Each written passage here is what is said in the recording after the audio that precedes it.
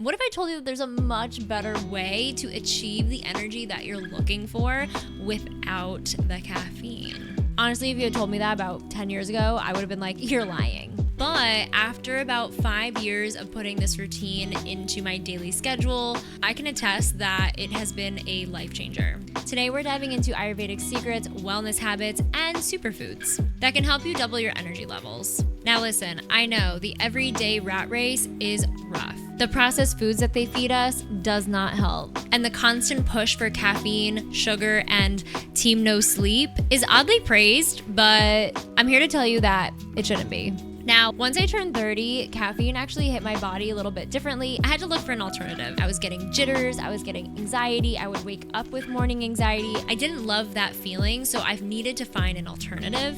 And again, I know you're still skeptical right now, but that's okay, so was I. It wasn't until this year that I found out that caffeine doesn't actually even give you energy. It blocks the neuroreceptors that tell you that you're tired.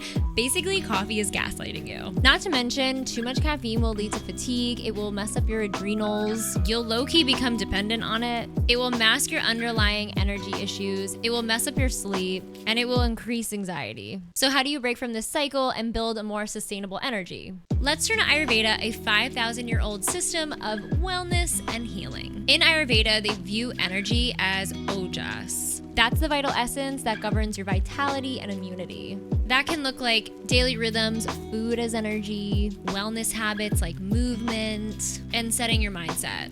Now, your daily rhythms are also referred to as dinicharya, things like waking up with the sun to align with your circadian rhythm. If you're not a morning person like me, then you can try scraping your tongue to get rid of any toxins, or oil pulling for oral health. When it comes to food for energy, try switching to warmer foods. These will be easier to digest. Instead of cooking with butter, you can switch to clarified butter known as ghee. You can add in almonds, dates, walnuts, whatever is best for your dosha. And then the big game changer for me personally was just taking all the processed foods that I would usually buy and slowly getting rid of each item. The processed food with the processed sugar was causing my body to just spike all the time, as opposed to now I try to shop organically and just cook a little bit more, and that just gives me a higher quality of food, which in turn gives me better fuel for my body and for my brain. Now, wellness habits that you can incorporate are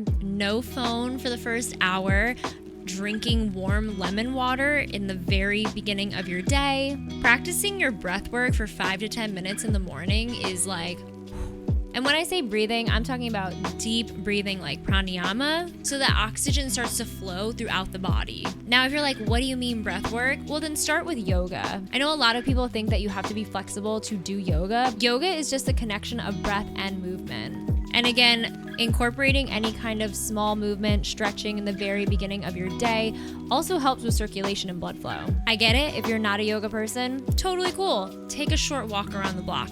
I must say that getting my cattle dog has really helped in getting me outside and getting everything flowing. And then anything that really helps with your mindset. So that could be meditation, that could be journaling. For me personally, I love to sit down and play my sound bowls. I have sound bowls and gong. That just puts me at a calm, peaceful mindset before I get into the chaos of the day. Anything that reduces stress or any major energy drain. A few things that I've cut out of my diet have been, again, processed sugar. I don't drink energy drinks anymore.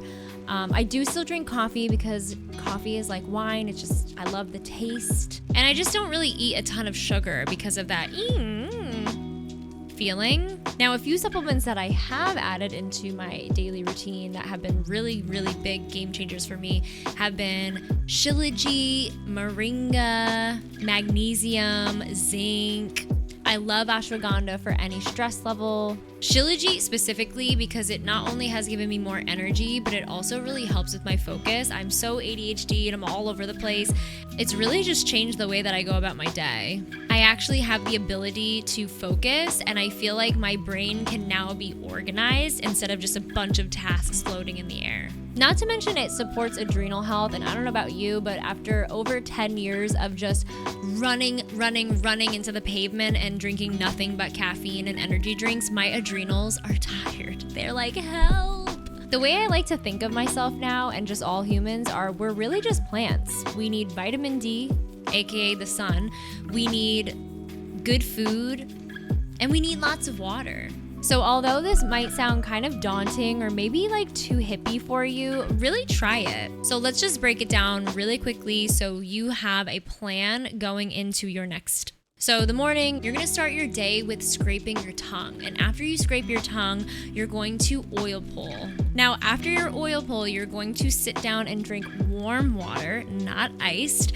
And you're going to add your Shilajit into that warm water, or there's other supplements. We can get into that another time. Now, you can either do a little bit of light movement, or you can wait until midday.